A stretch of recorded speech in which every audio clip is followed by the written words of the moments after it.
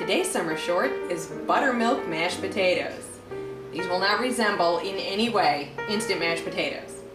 Alright, you need 1 potato per person that you are going to be feeding, peeled and cubed in about 1-inch cubes. We want them all to be uniform size. We're also going to need some salt, probably close to a tablespoon of it, and I know that seems like a lot, but if you don't properly season your potatoes, you may as well just eat paste. So let's go ahead and get these over to the stove and start cooking.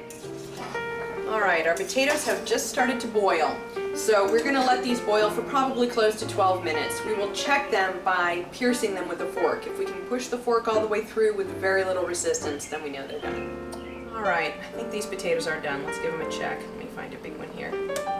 Yes, I can push right through.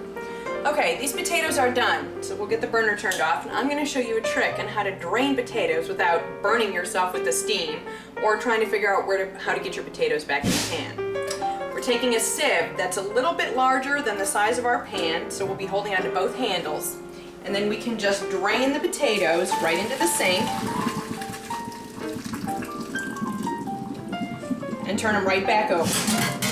Now these need to go back on the stove and just sit for a few minutes to get most of that water to evaporate off before we start adding in the butter.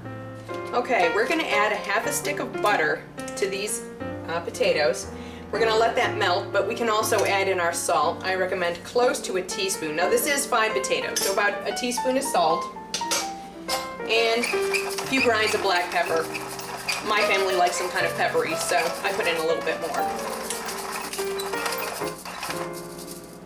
Alright, now we're going to let this butter melt, and then we'll come back and start mashing these.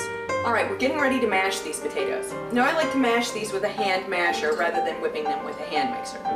So, let's get going. I have not added anything to this. This is just the potatoes and the butter.